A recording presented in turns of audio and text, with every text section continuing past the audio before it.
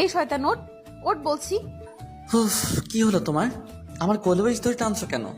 কুত্তা, তুই আমাকে ছাড়া কোল বালিশ জড়িয়ে ধরছিস কেন? কই, আমাকে তো কখনো এমন করে জড়িয়ে ধরিস নাই। তুমি তো ধরতে দিচ্ছ না। না, দিব না, আর কোল বালিশও দিব না। এই কোলবালিশটা দিয়ে দাও, ওকে ছাড়া আমার ঘুম হবে না। না, দিব না। কেন দিবে না? এমনি। ওহ ও বুঝছি, তোমার জলে। আমার জলে। জ্বলবে না কেন? কখনো তো আমাকে এত শক্ত করে জড়িয়ে ধরিস নাই তুই। এই মা, তাই বুঝি। আচ্ছা আসো, আজকে ধরবো। এই বলে ওর হাত ধরে টান দিয়ে সোজা বুকে এনে জড়িয়ে ধরলাম, খুব শক্ত করে। উফ, ছাড়ো তো, একদম ধরবে না আমায়। ধরবই তো, বলেই আরো শক্ত করে জড়িয়ে ধরলাম। আহ, লাগছে তো। ওকে, তাহলে তোমাকে ছেড়ে দিয়ে কোলবালিশকে জড়িয়ে ধরি। কেন? কারণ কোলবালিশটাকে যতই শক্ত করে ধরি না কেন, ও বাধা দিবে না তোমার মতো। যত শক্ত করে পারিস ধর, বাধা দিছে কে? সত্যি নাকি? হুম। আহ কি আরাম। আরো শক্ত করে জড়িয়ে ধরলাম। সে সময় তো বললো ধরতে দিবে না জড়িয়ে, এখন দিল কেন? যাই হোক, ওকে এমন করে জড়িয়ে ধরেই ঘুমিয়ে গেলাম। ঘুম ভাঙলো খুব সকালে, তাও আবার আফিয়ার কণ্ঠে। উঠে দেখি আফিয়া ফ্লোরে বসে কি জানি করতেছে, আর একা একাই বকবক করতেছে। আমি ভালো করে মাথা উপরে তুললাম। তুই আমার স্বামীর ভালোবাসায় ভাগ বসাস, তাই না?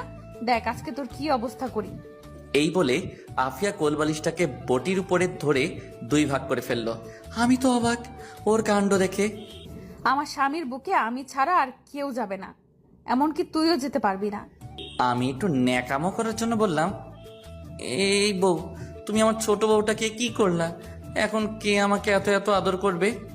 কেন, তোর কি আমাকে চোখে পড়ে না শয়তান? তারপরেও তুমি এমনটা করতে পারলে? ঠিক করেছি। এখন দেখবো তুই কাকে জড়িয়ে ধরে ঘুমাস। কাকে আবার? তোমাকে ধরবো? মনে থাকে যেন। এই না হেসে রেডি হয়ে নাও। কেন? কেন মানে? কলেজে যাবে না? কলেজে আমি যাব, তুমি কেন যাবে? কুত্তা, তুই এই মেয়েটাকে না করিস না, ওর সাথে টাঙ্কি মারিস, তা দেখতে হবে না? উড়ি বাস, তোমার দেখি মনেও আছে। থাকবে না আবার। হুম, যাও গিয়ে রেডি হয়ে নাও।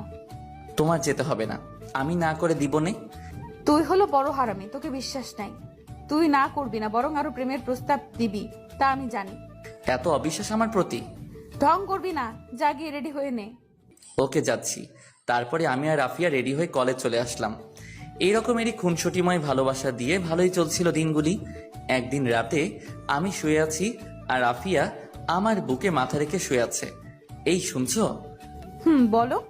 বলছিলাম যে আমাদের মেয়ের নাম কি রাখবো? তোমাকে কে বললো?